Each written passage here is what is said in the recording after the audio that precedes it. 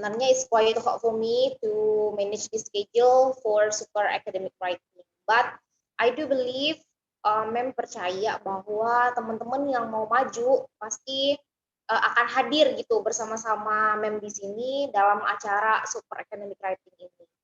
Nah, kenapa Mem bilang super academic writing? Kenapa temanya seperti itu? Karena kita tidak hanya membahas tentang hal-hal yang general gitu ya di dalam penulisan karya ilmiah, tetapi juga hal-hal yang benar-benar spesifik banget. Bahkan if you have your own research, you can discuss it with me. Jadi kalau misalnya ada research yang udah teman-teman kerjakan gitu ya, atau ada kepengen buat apa di tugas akhirnya, bahkan anak-anak tingkat 1 juga biasanya mungkin ada yang udah punya gambaran gitu kan, penelitian apa sih yang harus dilakukan ke depannya.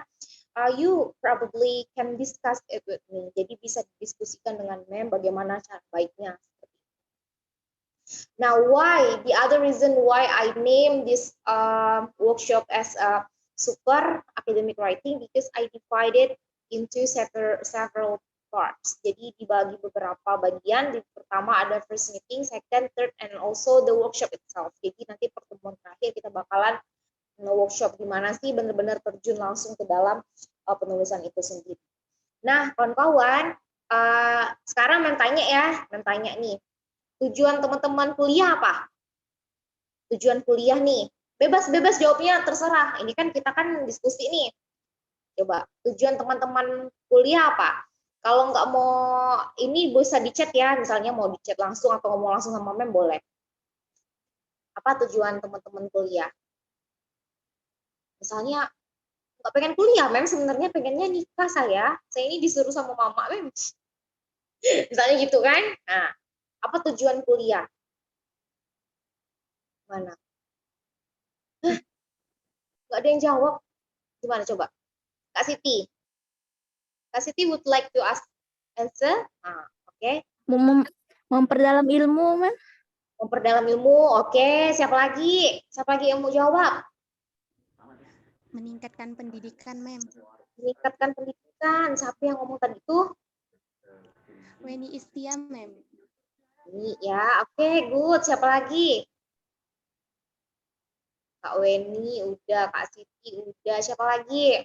Kenapa sih kuliah? Memperluas wawasan, Mem. Gimana, Bang? Memperluas? Memperluas wawasan. Oke, memperluas wawasan ya dari Bang Oliver. Terus siapa lagi? Oliver ini anak gizi kalau nggak salah. Bukan nggak? Iya, Mem, anak gizi. Anak gizi ya. Nah, terus siapa lagi? Oh, ada yang chat, Mem. Meningkatkan daya pikir, Mem, kata Kak Rabiatul Adawiyah. Terus kata Kak Indah bilang, karena wanita harus belajar setinggi mungkin agar tidak direndahkan oleh laki-laki. Aduh, dalam banget, Kak Indah. Mana yang namanya Kak Indah nih? Mantap sekali Kak Indah nih. Terus, apa lagi nih selain yang lain-lain nih? Selain yang tadi meningkatkan wawasan, supaya mendalamkan ilmu, meningkatkan daya pikir, apa? Bener lah nih. Yang lain mana nih? Silent ini ya. Silent listener. Halo? Pada denger nggak nih? Rame loh, ada 57 orang. Ayo, you have to record yourself. Videonya harus di-on-kan. Harus di-on-kan videonya nih. Ayo, enggak apa-apa. Pakai kerudung-kerudung biasa, enggak masalah. Nah, videonya on-kan. Ayo di chat memnya. Ayo ngomong, Kak Deva, Kak Anissa, Kak Yuni, Kak Alimatul, Sadia. Siapa lagi? Mem sebut semuanya nih, Kak Evi, Kak Farah, banyak nih. Sampai nanti Mem sebut satu. Terus Kak Vera bilang dari D4 Gizi, agar bisa mencapai cita-cita dan bisa membanggakan kedua orang tua, Mem, katanya. Oh gitu. Oke ya, so very good questions, you know. Nah, jadi kalau Mem lah ya ditanya ya mau kuliah ya. When I was in your age, ketika mem seumuran kalian, I have no idea about this one. Mem nggak punya tuh pikiran yang kayak harus karena wanita tuh harus belajar, biar nggak direndahkan, meningkatkan daya pikir, nggak punya mem. Salah satu tujuannya misalnya ingin banggakan orang tua, pengen kata kayak menggunakan sama Kak Vera untuk banggakan orang tua. Kalau misalnya mem tuh, kalau kuliah tuh, mem cuma mikir gini, kayaknya tuh kalau kuliah tuh, kayaknya kalau kita kuliah tuh punya banyak kawan, punya banyak relasi, enggak kan? Betul kan? Iya enggak sih? Kalau teman-teman merasa kehidupan kuliah tidak berubah, berarti ada yang salah di sistem kawan-kawan kuliah. Ingat ya, saya ulangi. Kalau kehidupan perkuliahan ini seperti kehidupan kawan-kawan ketika SMA, berarti is there something wrong with your college life? Berarti ada yang salah nih dengan kehidupan kampus kawan-kawan. Pertama, apakah mungkin kawan-kawan kurang bergaul? Kedua, apakah kawan-kawan nih menepikan diri gitu kan? Oh, enggak mau gabung sama ini. Oh, dia kayaknya agak gini lah, itulah. Atau kawan-kawan mungkin terlalu pilih-pilih, atau memang kawan-kawan terlalu saklek. Jadi tidak bisa wider gitu mindset. Nah, kalau mem ketika mau datang kuliah tuh pertama kali yang mem pikirkan pasti kalau di dunia kampus nih pikiran mem tuh kayak dalam TV-TV tuh, nonton TV dah. Nah, sinetron tuh kan banyak kan kalau anak-anak kuliah tuh kayaknya seru kan, bener nggak? Bener nggak? Kayak Bener, Mem. kan kehidupannya tuh kayaknya tuh luas, terus banyak teman-temannya, banyak link, banyak pertolongan lah gitu. Misalnya if you face some difficulties, your friends will come to you and help you. Jadi kayak gitu. Jadi mem mikirnya kayak gitu. Setelah mem kuliah, setelah mem menjalani kuliah, ternyata fungsi dari kuliah ini lebih dari yang membayangkan. Nah, ketika kita jadi mahasiswa tuh pekerjaan ya. Jadi misalnya ada tulisan kan, misalnya kawan-kawan ngisi form, ada tulisannya pekerjaan. Bukan artinya tidak bekerja, tetapi pekerjaannya sebagai mahasiswa. Nah, mahasiswa itu adalah leader of change, bukan agents of change. Kalau you are an agent, berarti kamu masih agen tuh masih pesuruh lah istilahnya. Tapi you have to be a leader of the change. Kamu harus menjadi orang yang memimpin perubahan. Itulah namanya mahasiswa. Perubahan dalam segi apa? Bukan perubahan yang misalnya terlalu kontekstual, misalnya perubahan yang social development, politik, apa bukan. But you have to change your life, you have to change yourself. Kayak gimana caranya? With this one. Jadi dulu tuh sampai tuh mem bilang gini sama diri mem sendiri. Saya kuliah, saya harus mendapatkan pendapatan lebih tinggi dari teman-teman saya yang enggak kuliah, teman-teman saya yang menikah setelah SMA. Kenapa? Karena saya memiliki ilmu lebih daripada mereka. Kayak gitu. Nah, kawan-kawan tahu nggak sih yang termasuk gitu ya, termasuk bayaran tinggi yang bisa kawan-kawan kerjakan selama kawan-kawan kuliah itu adalah scientific writing. Ya, menjelaskan sekali lagi ya. Kawan-kawan pengen kerja, pengen dapat uang, tapi sambil kuliah tanpa harus keluar dari kampus, pergi naik motor kemana gitu kan. But you can earn your money, kamu bisa menghasilkan uang. Gimana caranya, Mem? Dengan scientific writing. Gimana caranya membuat tulisan yang bagus, gimana caranya pengolahan data yang bagus. Tak percaya? Nah ya, Mem kasih tahu. Kalau kawan-kawan bisa translate-nya ya, kalau kawan-kawan, if you good in English, Mem udah sering banget ngomong ini sama mahasiswa. If you good in English, I can help you. You have to be bisa gabung lah sama Mem gitu kan. Mem bisa tawarkan ke misalnya ada yang mau translate apa kayak gimana. Kawan-kawan mau tahu enggak, satu page translate itu dibayar 70.000 per halaman, satu page. 70.000, kalau 5 halaman 350.000 baru satu orang. Berduit enggak? Kan? Bukan asal translate ya yang pakai Google Translate atau apa, tetapi translate dengan menggunakan etika bahasa Inggris yang baik, dengan cara penulisan academic writing yang baik. Karena di dalam kita mentranslate itu kita harus tahu susunan abstrak yang udah bilang di pertemuan pertama. Ada apa sih di abstrak? Oh, ada tujuan, oh ada ini, oh di abstrak tuh enggak boleh kayak gimana tulisannya. Jenis-jenis tenses apa aja yang tidak boleh digunakan di dalam abstrak, kan kayak gitu ada pembelajaran. Kawan-kawan bisa menghasilkan uang dengan hanya translate. Jadi dulu kita pernah, waktu kita pas kuliah, kita pernah dapat project translate sampai 30 juta. Bayangin, itu tuh translate sampai satu buku, itu bisa dibagi sama semua kawan-kawan. Kita ngerjakan misalnya satu bab, yang ini satu bab 5 lembar, 10 lembar, kayak gitu. Bisa bagi-bagi sama kawan-kawan sebanyak-banyak itu, Pak. Kalau ya, waktu dulu tuh karena kita mau tesis, jadi nggak diambil project. Sebesar itu, gitu, bisa menghasilkan uang. Terus kami nggak suka bahasa Inggris, jadi kami nggak mau belajar bahasa Inggris di bagian mana yang bisa menghasilkan uang lagi selain translation misalnya kan. Oh ada loh kakak, abang, selain translation, you can ini apa namanya tuh jadi data holder. Jadi kamu bisa menjadi pengelola data. Pengelola data tuh kayak gimana belajarnya? Oh, belajar SPSS. Jadi ada program yang namanya SPSS yang digunakan di penelitian kualitatif kuantitatif yang itu bisa menolong kawan-kawan mengolah data dengan mudah. Cari tutorialnya banyak banget. Jangan belajar sama orang, but you have to open your own YouTube and directly typing your title. Jadi ketik judul apa yang pengen cari di YouTube-nya dan langsung belajar sendiri. Belajar self-efficacy sendiri, langsung belajar self-learning. Ketika kamu mengolah data, kamu bisa dibayar 1 sampai 1,5 juta per data, per olahan data, satu kali mengolah data. Kayak gitu. Kami tidak suka dengan data-data, kami tidak suka matematika, kami tidak suka gini, kami kurang teliti apalagi lah yang bisa apa namanya membuat gitu ya, bisa membuat saya menghasilkan uang. Apa selain itu?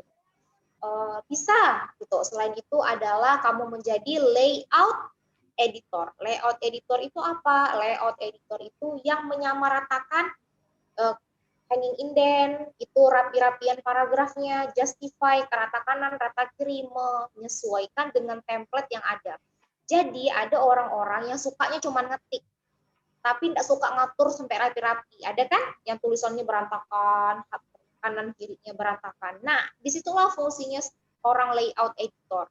Orang layout editor itu orang yang merapikan tulisan orang-orang sehingga gitu ya, sehingga tulisannya menjadi rapi, sehingga tulisannya sesuai dengan template yang sudah disediakan gitu. Nah, kalau malas lagi nih, kami enggak tahu cara buatnya gitu ya. Nggak tahu kami nak merapikannya, hanging indent justify rata kanan rata kiri kami nggak tahu apalagi lah. Yang terakhir adalah jasa pengetikan. Itu yang paling terakhir yang bisa menghasilkan uang meskipun kawan-kawan tetap duduk manis kuliah. Maksudnya kalau kuliah tidak keluar-keluar kemana-mana, cuma di kampus misalnya atau di rumahnya pakai wifi pribadi. Nah, pengetikan itu juga hal yang sulit karena mengetik itu harus menggunakan bahasa-bahasa akademik sesuai dengan yang diperlukan oleh penelitinya. Jadi ada bahasa-bahasa yang tidak baku, ada bahasa-bahasa yang baku, yang akademik, yang tidak akademik gitu kan. Jadi orang-orang yang mengetik harus benar-benar tahu kaidah-kaidah itu. Nah, kalau kawan-kawan berhasil di dunia kuliahnya menghasilkan uang, itu adalah salah satu achievement yang sangat baik bagi kawan-kawan sebagai students gitu. Nah, perlu untuk dipikirkan ya, perlu untuk dipikirkan. Makanya tuh kadang-kadang kalau misalnya ngelihat mahasiswa yang masih misalnya minta duit gitu ya, minta duit sama mamanya gitu kan, sama ayahnya, itu rasanya sedih gitu. Apalagi kalau misalnya yang minta duit ini laki-laki ya. Yang laki-laki minta duit sama emaknya, minta duit beli bensin, minta duit beli isi pulsa, beli kuota. Mak minta duit lah, abang habis dah maknya, malam ini mau tati cewek. Nah, Allah, sampai tati ceweknya pun minta duit sama maknya, enggak tuh malu kan. Nah, kalau misalnya yang beragama muslim ya, tahu enggak sih abang-abang, kalau abang-abang tuh udah balik gitu ya, sudah balik, yang uang yang diserahkan, yang dikasihkan sama orang tuanya kepada abang-abang itu termasuk sedekah loh, termasuk sedekah, bukan apa namanya tuh, bukan apa namanya nafkah, bukan di nafkah ya, karena prioritas anak perempuan lebih lebih prioritas dibanding anak laki. Jadi kalau misalnya ayahnya balik kerja kan, beli bakwan macam itu kan. Nah, the first thing that should ayah ask to his kids adalah anak perempuannya, Kak, mau tak ayah ada bawa bakwannya, nah, gitu. Bukan, Bang, mau enggak Bang ya ayah ada bawa bakwan, bukan kayak gitu. Tapi karena memang anak perempuan yang didahulukan gitu. Karena anak laki-laki ketika balik itu udah harus nyari duit sendiri sebenarnya, udah ada penghasilan sendiri meskipun dia belum bisa berikan kepada ibu ayahnya, tetapi dia udah bisa untuk menafkahi diri sendiri. Makanya kalau ada laki-laki yang seumuran kalian belum kerja, itu rasanya sedih ya, gitu. Jadi cobalah pikirkan hal-hal apa yang bisa membuat kalian bisa lebih oh mem, boleh nggak mem, saya ini ahli desain mem, saya ini bisa Photoshop, saya ini bisa Adobe Corel gitu ya. Saya mau desain ya mem. Ya Allah bang, kak bener-bener boleh sekali. Karena itu kalau misalnya desain-desain grafis kayak gitu, pasti bayarannya tidak pernah murah, pasti tinggi-tinggi. I have a friend, jadi friend ini salah satu student mem di luar ya, bukan di kampus ini. Student mem, tapi dia juga rekan kerja mem. Jadi kerja bayarannya dia salah satu kali tag itu 5 jutaan, hanya desain grafis, hanya buat desain-desain apa, pamflet gitu kan, grafis-grafis yang dibutuhkan sama kantor-kantor, perusahaan, dan lain-lain. Semuanya hanya mengandalkan laptop. Nah, jadi sekarang kita harus berpikir lebih lebar lagi gitu lah ya, biar kawan-kawan bisa bertahan gitu, bertahan jadi mahasiswa yang sukses sejak dari saat sekarang gitu. Meskipun misalnya ada orang-orang yang notabene kayak orang introvert gitu ya, tertutup gitu kan, kayaknya saya susah bergaul mem, sehingga saya hanya fokus ke kuliah aja gitu. Saya susah lah kayaknya mau kerja gitu kan. Meskipun demikian, you have to change yourself. Jadi kamu harus merubah diri kamu untuk lebih open minded, lebih terbuka lagi pikirannya, sehingga menganggap hal-hal yang sederhana itu menjadi hal-hal yang penting seperti academic writing. Nah, kenapa sampai dengan saat ini bahkan dosen-dosen pun, guru-guru pun, atau orang-orang penting lainnya pun masih ikut melakukan pelatihan workshop academic writing. Karena kami-kami, mereka-mereka juga merasa bahwa masih banyak kekurangan di sana-sini dalam menginterpretasikan pemahaman atau fakta-fakta temuan dalam riset ataupun penelitian. Sehingga biasanya tuh banyak sekali riset-riset yang ditekel. Apa arti tekel kalau main bola? Disunti itu kan jatuhin gitu ya. Ditekel. Sebab apa? Sebab hasil dari penelitiannya tidak valid, sebab hasil penelitiannya adalah plagiat, sebab penelitinya sendiri tidak tahu gitu ya, tidak tahu what is the notions of her or his research, apa sih inti yang mendalam dari penelitiannya ini, sehingga ketika itu dikemukakan di hadapan publik, penelitiannya tergagap-gagap gitu ya. Oke ya, itu the short introduction. Nanti kalau misalnya kita ketemu lagi, mem, I will tell you about the other story yang akan mungkin ya bagi orang yang merasa itu story-nya bisa membangkitkan semangat, mungkin akan terbangkit semangat. Jadi kita akan share nanti. Nah, kawan-kawan, mem udah mau share materi ya. Mem share materinya yang kedua.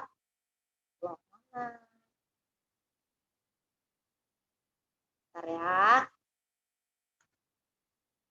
Share the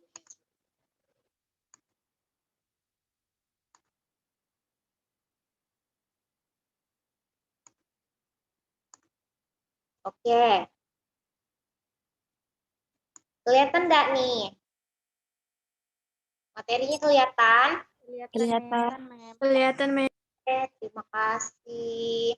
Nah, jadi ini adalah materi kedua dari pertemuan kita. Sedikit saja slide-nya, 9 saja, tetapi ini benar-benar yang harus kawan-kawan pahami, sehingga ketika kawan-kawan nanti menulisnya menjadi lebih mudah. Ya, that's why the title on this meeting I call it writing tips. Jadi itu temanya writing tips ya.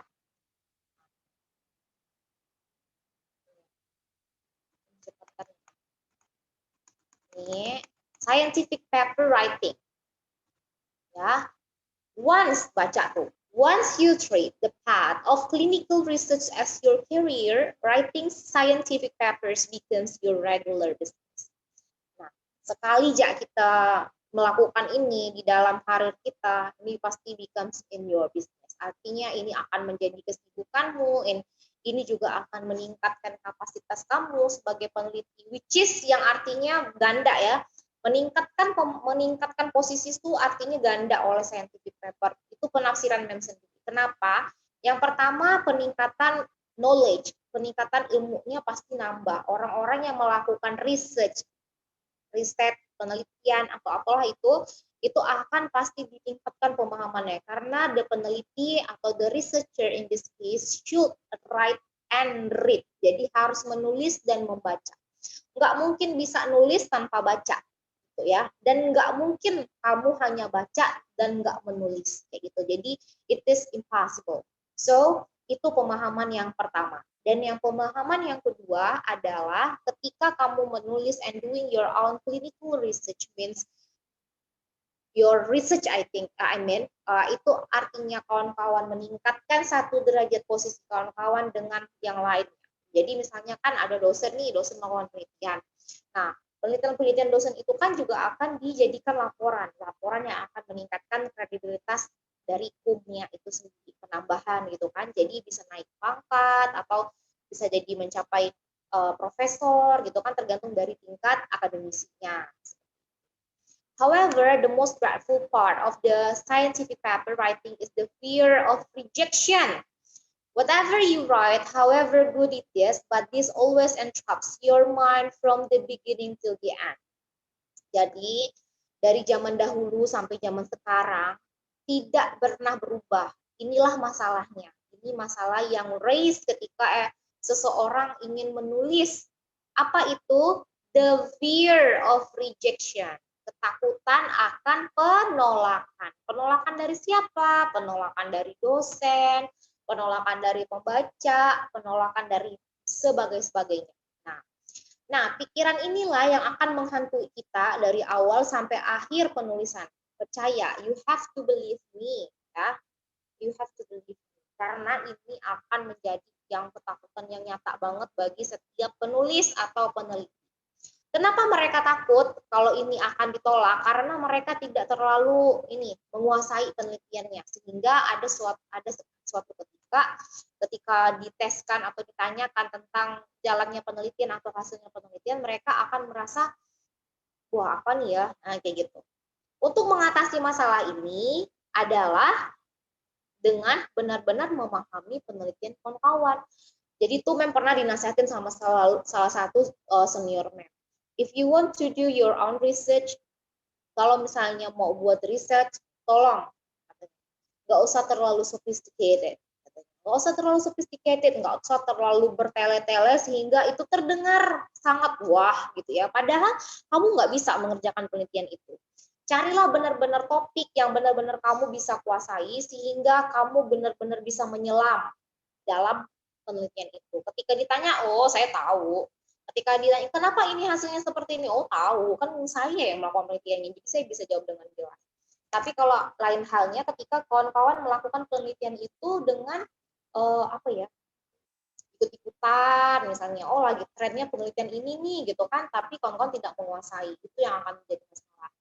Oleh sebab itu, mem ingatkan sekali lagi, it is important for you to have a note, tulisan kecil, buku kecil untuk not-not kecil, atau kamu bisa tulis di handphone, gitu ya, tentang hal-hal apa saja yang menarik ketika perkuliahan berlangsung. Jadi kadang-kadang dosen itu ada buat pertanyaan penjelasan yang benar-benar menarik minat kita gitu.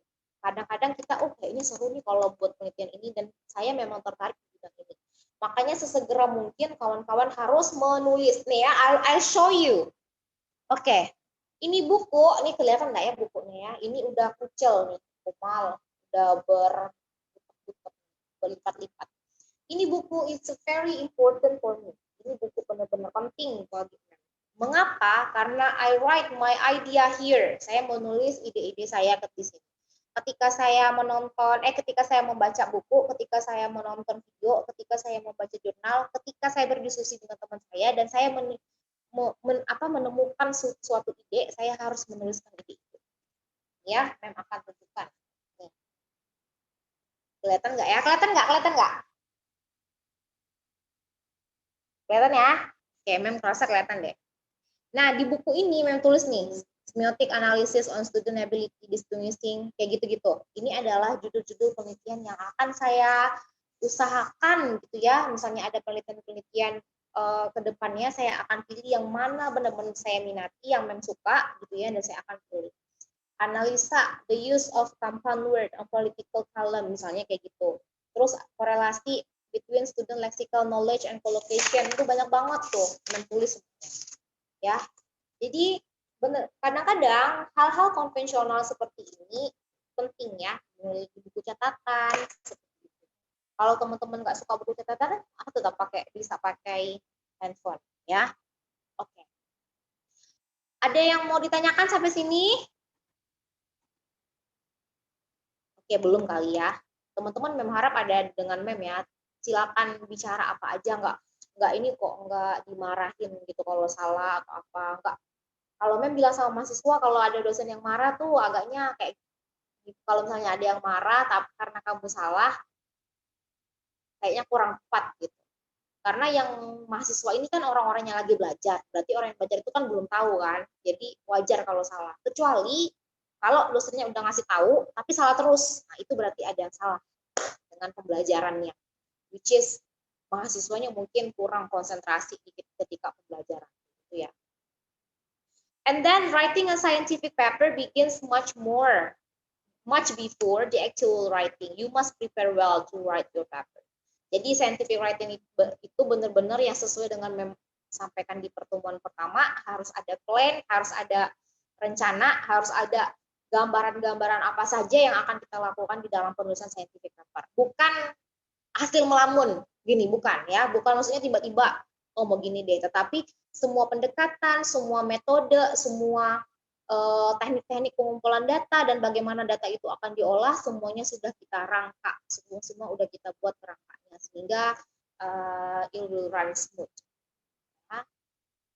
Oke, and then think the reason. Apa artinya reason? Apa artinya reason? Apa artinya reason? Alasan, Mem. Alasan. Thank you. Oke, thank you banget udah jawab. Oke, reason artinya alasan. Think the reasons. Before you start your research, you must question your hypothesis and check whether the work is publishable as yourself. Nah, yang paling penting adalah ini. Kawan-kawan harus tanya dulu sama dirinya, apakah nih ya, yang bawah ya, is your work new and interesting? Penelitian kami ini baru enggak ya dan menarik enggak ya? Apakah penelitian ini sudah banyak dipublikasikan? Kalau sudah dipublikasikan, apakah penelitian saya ini sama dengan penelitian sebelumnya? Kalau sama penelitian saya dengan penelitian sebelumnya, saya harus mencari gap dalam penelitian itu. Gap itu adalah benang merah yang udah menjelaskan kemarin, benang merah di dalam penelitian. Perbedaan penelitian kamu dengan penelitian orang-orang sebelumnya apa. Sehingga kebaruan dalam penelitian kamu itu patut untuk dipertimbangkan sehingga penelitian kamu itu menjadi menarik. Nah, kayak gitu ya. Number 2, do you have anything challenging in your paper? Kamu punya nggak sih sesuatu yang benar-benar sangat bisa modified gitu ya di dalam paper kamu? Apakah itu hal baru? Misalnya gini ya, saya mau meneliti nih Mem, ternyata pelepah kelapa nih bisa menyembuhkan sakit corona misalnya gitu ya. Jadi nih Pontianak nih banyak pelepah kelapa Mem gitu. Apa ya kegunaannya? Jadi kami nak meneliti loh. Oh ternyata nih kali-kali nih pelepah kelapa nih bisa untuk menyembuhkan sakit corona misalnya, for example like that. Berarti you have you have challenge gitu ya. You have challenge yourself. Kamu udah menantang diri kamu dengan sesuatu hal yang baru, which is itu memang udah ada tolak ukurnya. Jadi melakukan penelitian itu bukannya kayak bodoh-bodohan gitu ya, atau yang tidak ada dasarnya, bukan ya, tetapi karena dulunya pernah dilakukan dan mungkin memang benar gitu ya, dan bisa dikembangkan variabelnya sehingga kamu melakukan penelitian tersebut. Number 3, is your paper directly related to the current hot topic? Apakah gitu ya paper kamu tuh secara tidak langsung berhubungan dengan topik-topik yang lagi hot kekinian, yang topik hot sekarang ini kan kayak COVID-19 gitu ya, yang untuk sekarang ya. Terus stunting, yang gizi buruk gitu ya, yang stunting yang kukurusan, terus bencana alam, terus ini kesehatan lingkungan yang kayak wabah karena bencana bisa menimbulkan wabah penyakit. Nah, apakah paper kamu tuh benar-benar lagi di current hot topic? Kalau nggak di hot topic nggak apa-apa, yang penting paper kamu itu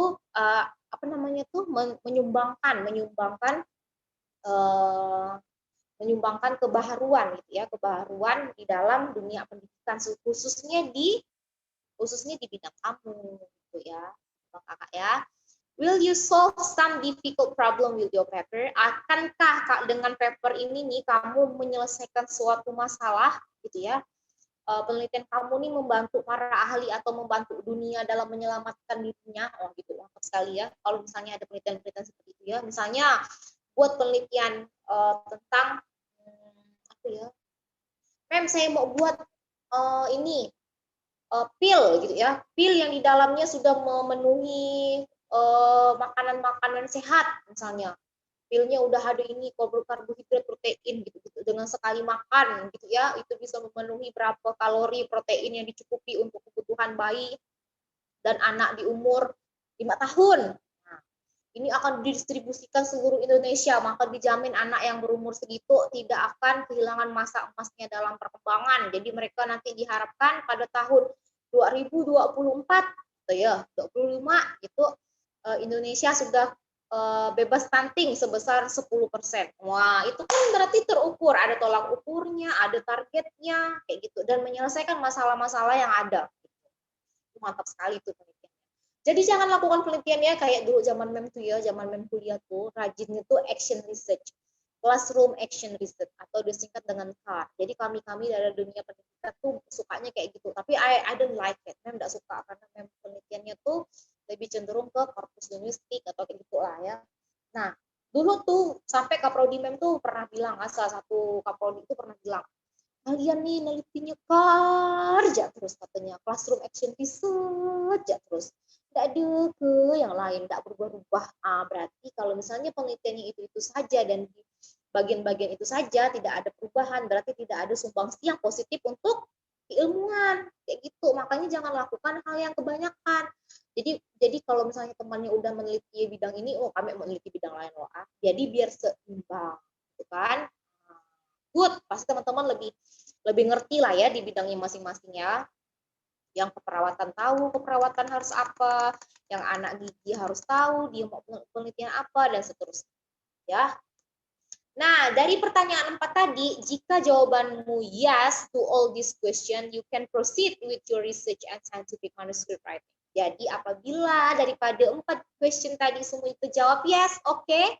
Jadi kawan-kawan bisa melanjutkan research nih dengan sangat baik gitu ya. Jadi bisa sudah terjawabkan. Tapi apabila dari 4 pertanyaan tadi satunya di-tackle atau tidak bisa terjawab yes, berarti you have to change your title, you have to change your variable in your research. Jadi harus dismoothkan lah, atau di bidangnya agak diubah dikit gitu lah ya. Nah, ini udah slide kelima, berarti ada 4 slide lagi. Benar-benar sebentar, tapi insya Allah dalam gitu ya, kalau benar-benar kawan hayati ya.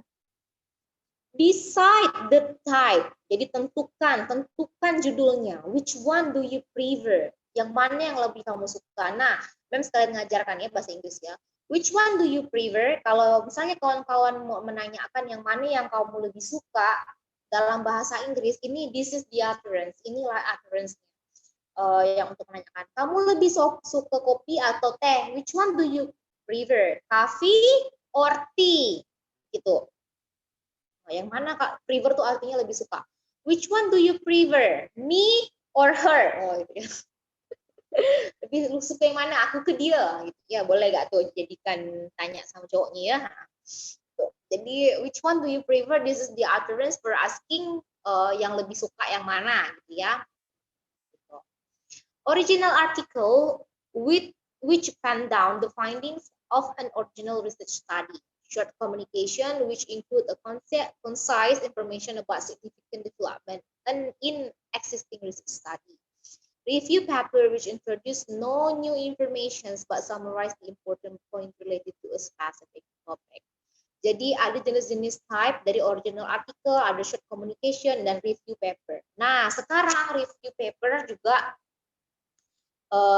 menjadi salah satu primadona gitu ya di dalam kampus kita. Tahu tak? Nah ya, review papers ini artinya kayak tinjauan pustaka lah ya kalau bahasa Indonesia gitu lah ya. Ya, kalau bahasa Inggrisnya critical review papers, macam-macam lah ya. Itu salah satu metode yang diluncurkan oleh kampus untuk menolong mahasiswa-mahasiswa yang tidak bisa melakukan riset secara langsung di lapangan. Jadi ada penelitian pustaka gitu lah ya. Jadi buku-buku atau jurnal yang disepakati di tahun berapa, di metode yang mana, di topik yang apa gitu ya, sehingga dapat menyimpulkan poin-poin yang penting dari paper-paper yang tadi gitu ya, tetapi tidak mengintroduce no new information. Jadi tidak menyimpulkan atau menyampaikan informasi baru karena yang penelitinya cuma mengutip dan menjabarkan. Ya, tuh yang bisa dikerjakan mahasiswa sekarang di zaman pandemik selain turun lapangan. Choose your target journal for publication. Nah, sekarang ini abang kakak, jadi setelah jurnal, setelah TA, skripsi, tesis, disertasi, itu pasti dilarikan ke jurnal publikasi, jurnal semuanya. Ya, jadi kalau ada yang namanya repository, ada yang namanya jurnal. Jadi repository is belong to your campus, itu repository itu berkaitan dengan kampus kamu yang ada di library, perpustakaan, itu seperti database ya di dalam kampus.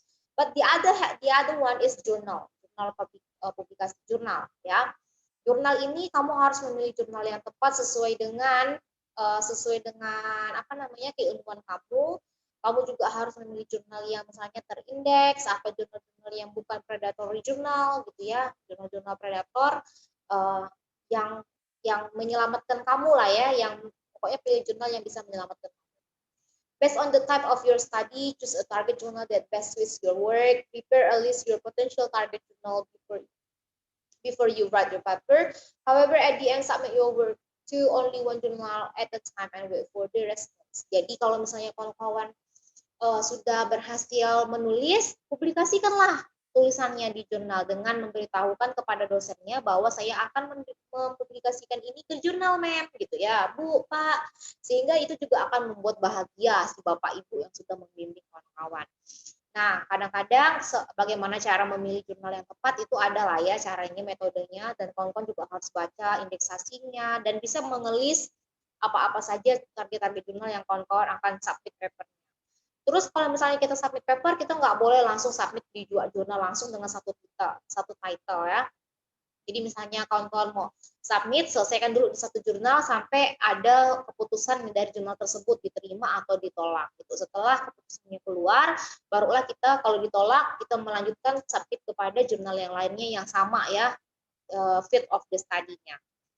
Misalnya jurnal gigi gitu ya, jadi ke jurnal gigi. Jangan pula ke jurnal gigi penelitian anak-anak mahasiswa gigi dipublikasikan di mana? Di itu di jurnal Kesling misalnya gitu kan, ada nyambung aja. Terus cek the requirement, cek syarat-syaratnya. Yang pertama, read the guide for others. You will get information about the structures of the papers. You will find details regarding the layout, citation of reference, nomenclatures, figures, tables, and others. If you know there is the guideline, it will save your time. Nah, ini yang paling yang sering terjadi di kalangan kawan-kawan mahasiswa. Yang pertama, misalnya penelitian, bimbingan sama dosennya ketika ditanya, kamu kok nulisnya seperti ini? Terus jawabnya apa? Saya lihat punya kakak senior kayak gini, Mem. Saya punya lihat kakak tingkat kayak gini, Mem. Oh my God. Itu tak boleh lah directly itu kakak tingkat. Kan setiap orang mungkin akan melakukan kesalahan dan kamu harus kembali kepada peraturan yang dibuat oleh kampus atau prodi gitu kan. Jadi ada guideline ada panduan-panduan penulisan yang sudah diterbitkan oleh kampus dan prodi. Makanya ketika kita ingin menulis itu kita harus melihat panduan penulisan sehingga kamu tidak akan disalahkan dan itu juga akan mengurangi waktu kamu gitu, mengurangi waktu kamu dalam membuat your writing kayak gitu. Ada beberapa mahasiswa misalnya ditulis kayak gini, terutama tentang penulisan reference ya. Jadi minggu depan kita akan belajar reference system. Penulisan reference, ada yang tulisannya misalnya Dela dalam kurung Dela, 2010.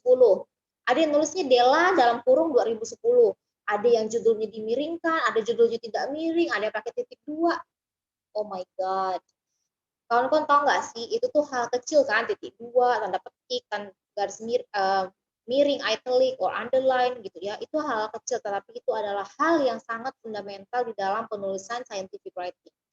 Kawan-kawan harus mengikuti kaidah namanya citation style atau sitasi, model sitasi yang mana yang harus kawan-kawan pakai gitu kan untuk menulis tugas akhir misalnya di kampus kita. Contohnya kayak gimana? For example, APA yang mana gitu kan, MLA atau yang lainnya. Dan itu akan kita pelajari di minggu depan. Minggu depan nanti ini kita akan belajar ya. Nah, ada juga orang nulis table, buat table itu benar-benar betable semuanya, berangka-rangka. Padahal di panduan tidak ada garis-garisnya, dikosongkan. Gitu kan, tidak ada garis-garisnya, tapi di dalam table, tapi garis-garis tepi-tepinya jadi dihilangkan. Jadi kalau kamu menulis dengan mengikuti panduan, pasti kamu lebih aman dan waktunya lebih safe daripada menulis tidak menggunakan panduan. Nah, understand the publication ethics. One of the serious ethical issues in scientific writing is plagiarism. Plagiarism is stealing work from the other authors without giving them their due reference and can ruin your career. Therefore, perform an extensive literature research before you write on scientific manuscripts. Cite the reference appropriately wherever required. Jadi pada tahun berapa ya waktu pas kuliah S2 kalau nggak salah. Ada salah satu profesor di Mesir kayak lupa mem tuh. Kalau nggak salah mem di Mesir. Jadi ada salah satu profesor yang dicabut gelarnya karena pengaduan oleh seorang dosen dari Indonesia, lupa dosen mana, tapi dosen itu cewek, dan itu dia menyatakan bahwa disertasi yang digunakan ketika dosen si profesor itu waktu S3 itu tuh adalah hasil penelitian dia waktu dia S1. Nah, bayangin, isinya benar-benar sama, hanya diubah sedikit demi sedikit, tapi itu penelitian dia dan dia lapor kan. Akhirnya itu termasuk plagiarism tuh, coba lihat tuh. Plagiat itu tuh stealing. Apa tuh stealing? Stealing tuh mencuri, ya, mencuri kerjaan orang lain tanpa memberikan mereka due reference. Artinya apa? Tanpa memberikan mereka tuh kutipan sitasi. Kan misalnya gini, ada misalnya BEM melakukan penelitian, kawan-kawan mengutip penelitian. Jadi kan makin banyak sitasi dalam publikasi, BEM akan meningkatkan indeks atau nilai BEM sendiri sebagai peneliti seperti itu karena penelitiannya banyak dikutip oleh orang-orang. Nah, dan kegiatan plagiarism itu can ruin your career. Jadi akan bisa merusak, menghancurkan, damage total karirnya, kena bom langsung. Dengan seperti itulah, misalnya kayak dicabut gelar profesornya, tidak diakui S3-nya, dan macam-macam, gitu ya. Jadi untuk menghindari plagiarisme, kawan-kawan harus tahu bagaimana cara mengutip yang benar, kutipan langsung, kutipan tidak langsung, kutipan yang lebih dari 4 baris, itu kayak gimana caranya, bagaimana caranya memparaphrase, macam mana melakukan synthesize, bagaimana caranya mengutip dengan benar di dalam cite in text. Nah, Mengutip di dalam teks, gimana ngetiknya, gimana caranya melakukan pengutipan lewat jurnal, electronic devices, TV, aduh macam-macam deh. Itu banyak banget yang bisa kawan-kawan kutip dan kawan-kawan kerjakan. Kayak gimana caranya mem? Dulu pun mem nggak tahu kak, bang, I don't know juga gimana caranya tulis site itu kan, gimana cara nak nulis saya juga tak tahu. Nah, tetapi I have to learn and I then to practice. I need to practice. After learn, I need to practice, and then I know now. Gitu. Jadi nggak ada yang kawan-kawan semua itu tiba-tiba tahu, nggak mungkin. Pasti belajar dulu, coba, tahu. Gitu. Oke, nah, jadi nanti minggu ke depan ini udah berkurang-kurang terus orangnya, 60 tadi kan 70-an jadi 67 jadi 64 sekarang. I don't care, tidak peduli, yang penting teman-teman yang sekarang yang ada tuh dihargai gitu ya. Jadi itu janganlah kita tuh mencari-cari yang enggak ada, tapi hargailah orang-orang yang ada gitu. Ketika orang-orang yang ada pergi, orang-orang yang kayak Bang Oliver, Bang Kak Rabiatul Adawiyah nih, orang-orang dari tadi, Kak Yuni, Kak Maimunah, Kak Anissa, siapa-siapa lah nih kan, Kak Vera yang dari tadi misalnya engage with me, I have to respect, I have to give my respect to them and the others. And who live yang meninggalkan ini, tak kisahlah, tak masalah, tak soal.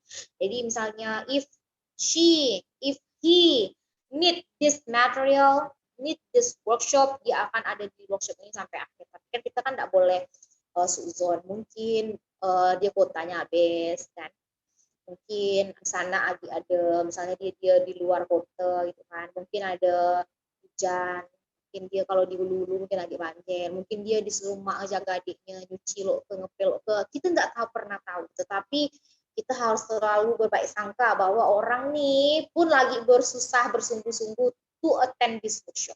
And then I'm very happy because I'm having you such as Oliver, Rabiatul Adawiyah and others yang tadi udah sebutkan, karena masih still engage with me here, ya masih berada di sini. Berarti masih menghargai pertemuan ini. Thank you very much.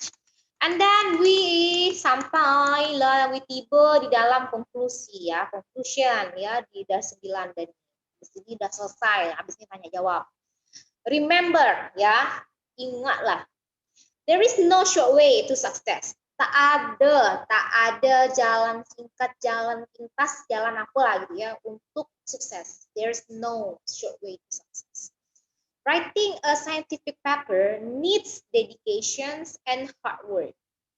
Then it will be your history of your life which you can proud of. Jadi menulis itu membutuhkan dedikasi yang benar-benar sungguh-sungguh dan kerja keras, sehingga hasil dari tulisan kawan-kawan nanti itu adalah menjadi sejarah daripada kehidupan kawan-kawan yang bisa kawan-kawan bangga. Nah, mem ini macamnya lebay lah mem. Ini nih cuman TA mem, ini nih cuman tesis, ini nih cuman skripsi. Tapi kenapa itu bisa jadi history of your life? Kenapa itu bisa jadi sejarah daripada kehidupan kita? Yes, of course. I'm not lebay, you know. Nah, saya cakap serius. Ini adalah history of your life, sejarah dari kehidupan kita.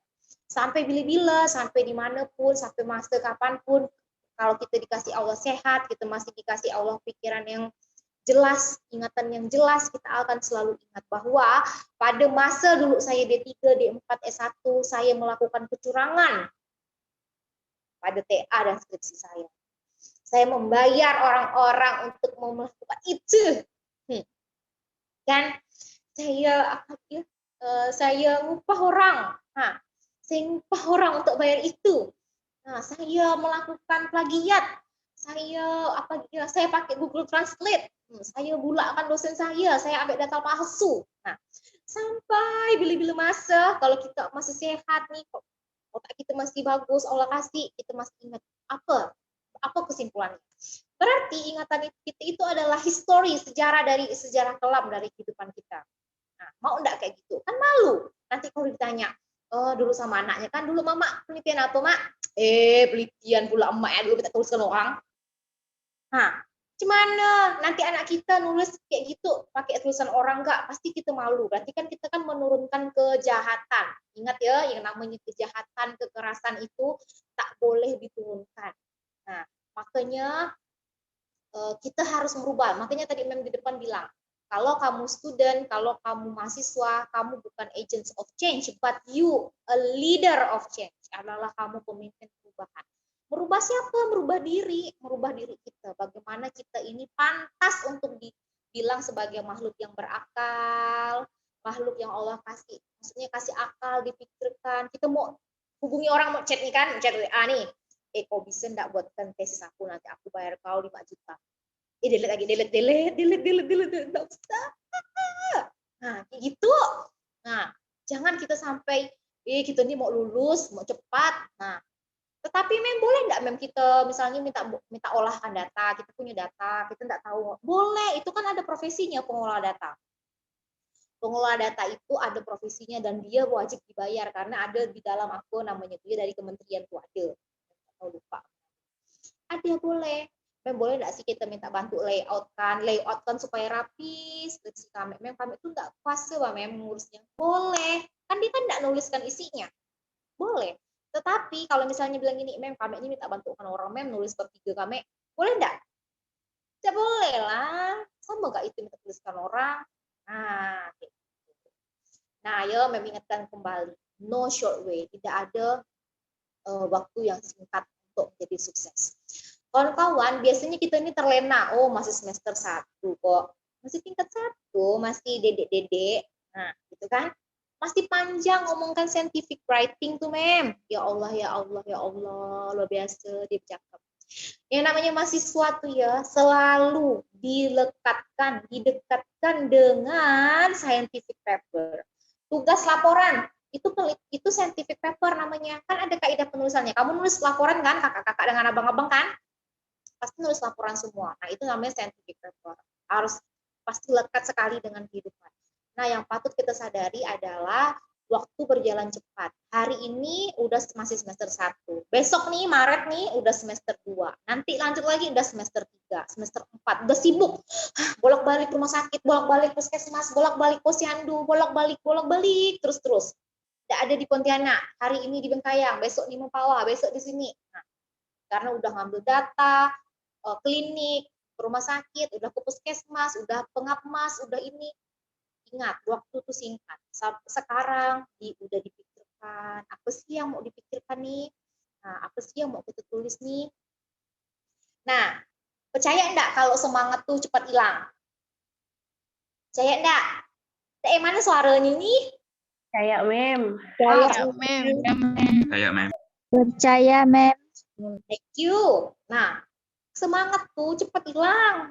Nah, makanya ada istilah angat-angat tai ayam. Kan orang Melayu suka ngomong gitu kan? Nah, ada istilah kayak gitu. Namanya semangat tuh cepat hilang. Karena, kenapa? Karena semangat itu tidak didukung dengan pengetahuan. Makanya semangatnya cepat hilang. Kenapa tidak didukung dengan pengetahuan? Karena tidak tahu apa yang harus dilakukan setelah ini. Hanya semangat ya, meledak-ledak, tapi tidak tahu mau apa. Gimana caranya mau tahu mau apa? Baca. Tidak ada cara lain tuh Kak, Bang. Baca, cari tahu, diskusi, baca, cari tahu, diskusi. Baca, cari tahu, diskusi. Udah kayak gitu, semangatnya tetap bisa cepat hilang juga. Caranya gimana? Berkumpullah dengan orang-orang yang punya semangat yang sama. Oh, misalnya nih kan Kak Yuni ya. Ih, abis ini nih dengar Mewata nih, kami rasa nak nulis gak nih, aku yang nak kami tulis nih ya. Tapi nih kami ini nggak tahu, kami baca loh lah, kami baca. Udah saya baca, abis itu nak redup lagi semangatnya. Oh, tadi nih di dalam workshop nih ada yang namanya Kak Anissa nih. Oh, kita ada nomor HP-nya. Oh, WA aja. Kak Anissa, lagi apa? Oh, akhir ngerjakan ini. Oh, sama lah, kami pun lagi ngerjakan yang dari mematanya misalnya itu. Oh, berarti Kak Yuni sama Kak Anissa punya semangat yang sama. Kan bisa sambil diskusi. Tapi kalau misalnya kita tidak punya teman-teman yang punya dengan semangat yang sama untuk berubah, untuk jadi lebih baik, itu tuh semuanya sia-sia. Makanya kehidupan tuh dipengaruhi oleh 2 unsur. Unsur yang dari dalam sama unsur yang dari luar, yaitu lingkungan. Kalau kita nih udah fokus, kita nih udah semangat sekali mau berubah, tapi lingkungan kita tidak mendukung, maka cepat-cepatlah beralih lingkungan. Artinya bukan pindah rumah, tetapi carilah teman-teman yang benar-benar bisa membangkitkan lagi semangat. Teman-teman yang mau cepat lulusnya, teman-teman yang ala masih semester 1 bakal nih. Ya, enggak apa-apa kayak gitu, enggak masalah. Tetapi kita sendiri udah punya targetan, plan yang bisa kita selesaikan, yang bisa kita lakukan gitu ya. Bukanlah kita duduk malas pergi warung kopi. Boleh memang ngopi sampai sekarang, pergi warung kopi tapi bawa laptop. Bawa laptop kerjakan. Kadang-kadang enggak bawa laptop, ngumpul sama kawan-kawan. Semuanya harus balance ya. Kita ngumpul sama kawan-kawan harus ada waktunya. Kita ngumpul sama keluarga kita, sama mama kita, sama bapak kita, sama adik-beradik kita, ada waktunya. Kita kumpul sama teman-teman kita untuk ngomongkan kuliah dan pelajaran, ada waktunya. Jadi jangan sampai kita tuh terlalu saklek. Nggak enak jadi orang terlalu saklek. Kuliah terus, nggak ada pergi mall misalnya ya, nggak ada ketemu kawan. Nggak baik juga. Nah, berkawan terus. Jemaah al-TikTokiyah. Nah, TikTok ya harus jemaah al-TikTokiyah. Nah, misalnya kan, bukan tak boleh, tetapi dilakukanlah hal-hal yang lain yang juga memberikan manfaat pada diri dan orang lain. Seperti itu. Oke, alright. Dah selesai. Thank you. Nah, siapa nak tanya nih? Yuk, tanya yuk. Diskusi yuk. Ya. Masa kali udah nih ya. Jam-jam 8 memang. Ayo, ada pertanyaan, abang kakak? Ada pertanyaan enggak? Misalnya enggak ada pertanyaan. Biasa tuh kalau tak tanya tuh udah paham atau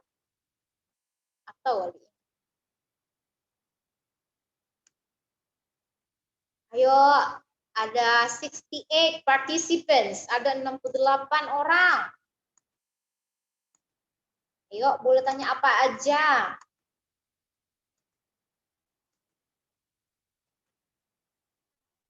Banyak yang enggak nyala ya videonya.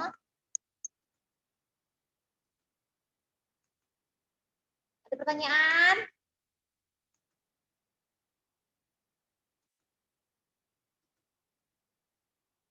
Ada enggak nih pertanyaan nih?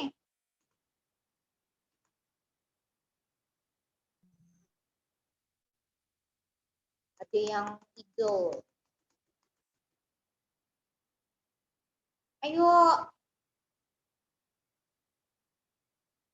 Jelas atau cuman nih?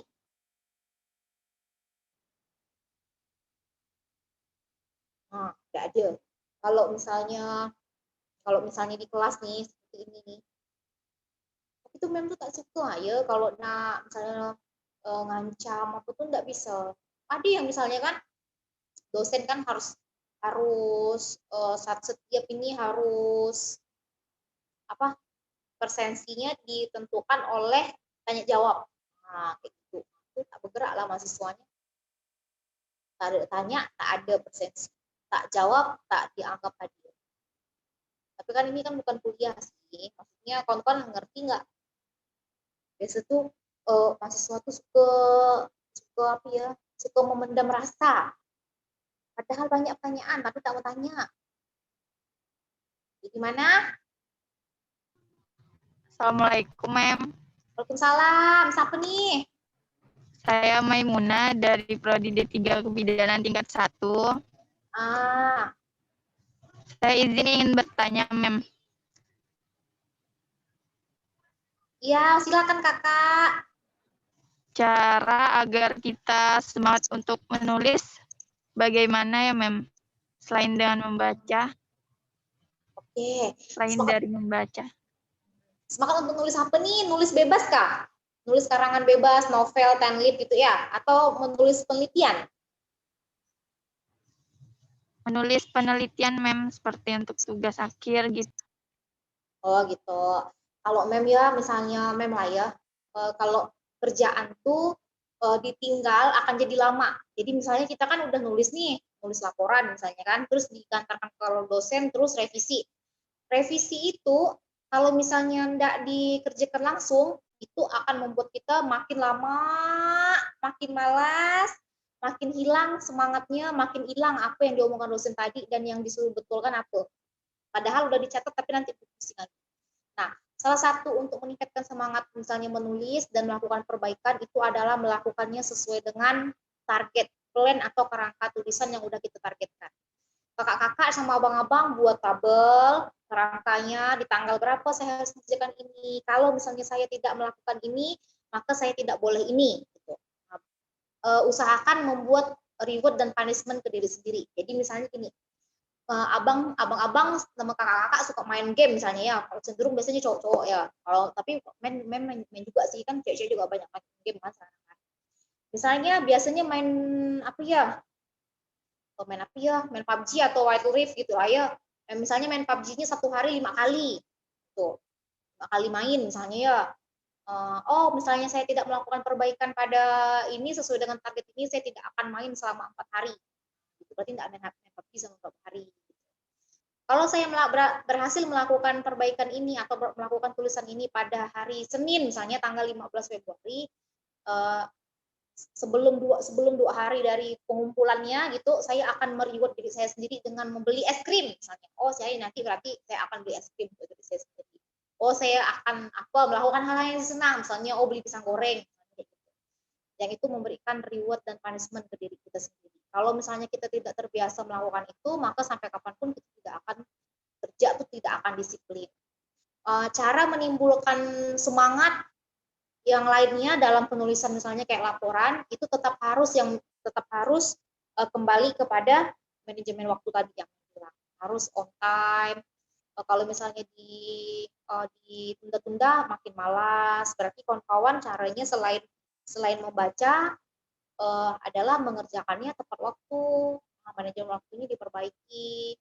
Kadang-kadang tuh yang susah tuh kalau udah pulang ke rumah, kalau udah pulang ke rumah tuh kerjaan tuh makin banyak kan, kerjaan ngurus anak lah, ngurus suami lah, ngurus rumah lah, misalnya gitu kan, mau masak lah, nak apa lah. Jadi lupa gitu dengan kerjaan. Kadang-kadang pun ada bimbingan, misalnya bimbingan ya, sampai bilang sama kakaknya, Kak kalau misalnya memang udah tidak balas, tolong ingatkan lagi ya, nah, karena memang biasanya kalau dari rumah kemana HP, kemana mem, nah, gitu. Jadi kita harus pandai-pandai lah gitu untuk menciptakan semangat untuk kita sendiri. Selain itu kita juga bisa bilang kalau misalnya kita belum cukup on fire dalam pengerjaan laporan, kita bisa relate ke teman kita yang rajin. Oh dia nih ngapa lah ya nilainya bisa A terus. Padahal nih dia nih tinggal sama tantenya loh, misalnya gitu ya.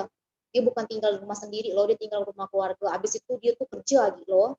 Berarti kan kalau tinggal sama keluarga, kita harus pandai-pandai di rumah keluarga kan, bantu-bantu keluarga, dia kerja, kita ini. Tapi kok laporan dia selalu rapi ya, selalu lengkap ya, ngapa dosen-dosen suka sama dia ya. Jadi kan kita motivasi gitu, oh kok dia bisa, padahal aku nih balik ke rumah, kuliah balik ke rumah, makanan udah ada, cuci baju di laundry kan, misalnya gitu ya. Tapi kenapa kita seperti itu? Jadi kayak banyak introspeksi diri lah. Karena memang kawan-kawan yang hadir di kampus-kampus kesehatan gitu ya, orang-orang yang punya background kesehatan kayak kawan-kawan ini misalnya anak-anak farmasi, anak-anak keperawatan, pokoknya yang kesehatan lah ya, itu tidak jauh dari tugas laporan pasti ya, karena tidak tahu gak lah memang sejarahnya ya memang kayak gitulah kan, karena kan kasus-kasus ya, kasus biasanya harus dipecahkan, harus diintervensi sehingga harus dilaporkan hari itu atau dalam beberapa hari kemudian. Kalau kami di kuliah-kuliah umum kayak memang kan kuliahnya bahasa Inggris ya, kita kan lebih cenderung ke penelitian-penelitian yang kayak kualitatif gitu ya. Kalau kuantitatif pun dia enggak kuantitatif yang sampai yang sejelimet gimana gitu, tapi masih easy. Kita juga dulu dibebankan sama mata kuliah yang berat gitu ya, sampai kita tuh pernah lihat nggak kamus Oxford. Nah, kamus Oxfordnya anak-anak bahasa Inggris itu sampai kita bilang kitab suci. Saking dulunya tuh kita tuh nggak ada ya aplikasi Oxford dalam HP, nggak ada dulu zaman mem kuliah tuh. Bawa kamus Oxford tuh besar, berat lagi. Jadi kayak buku suci gitu. Pokoknya tiap kuliah tuh harus ada. Kita harus lihat cara bacanya, belum lagi kode-kode cara bacanya dan macam-macam. Itulah ya kakak ya, kira-kira ya kembali kepada diri kakak lagi. sehingga mudah-mudahan bisa semangat dalam mengerjakan laporan dan dapat nilai bagus juga. Ya Kak Maimunah ya, thank you. Makasih, Mem. Terima Ajak teman di kebidanan lagi untuk ikut. Makasih, Mem. Ya, yang lain ada pertanyaan? Ada pertanyaan? Sudah jelas? Oke, udah jelas kali ya. Oke, Mem. Ini kita foto dulu ya. Boleh nggak hidupkan apanya tuh? Kamera. Nah, kita foto sekejap ya. Dan baru lihat lah semuanya. Hai, cobalah dibuka dari tadi macam ni. Nah, nampak gak? Oh, memang ada Bunga Citra Lestari, ada Simon Santoso. Nah, nampak semuanya mukanya. Nah, Fadila Fitriana mana nih? Gini. Apriani. Ya, foto ya yang layar pertama ya, Eduardo. Mana Bang Eduardo nih? Ya, layar pertama, foto. 1, 2, 3. Oke, kita share.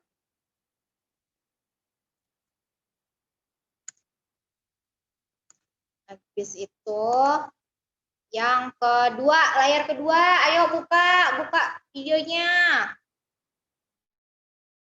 Nah, ya, foto ya. 1, 2, 3.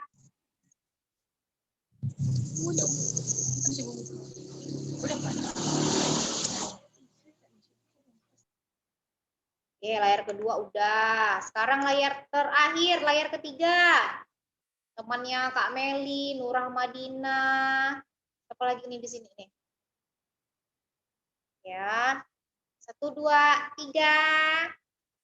Thank you. Oke, nanti dijadikan laporan ya teman-teman yang sudah hadir. Terima kasih. Oke, abang-abang, kakak-kakak, Mem ucapkan banyak terima kasih karena telah hadir di workshop ini. Nanti minggu ke depan kita akan belajar tentang reference system ya.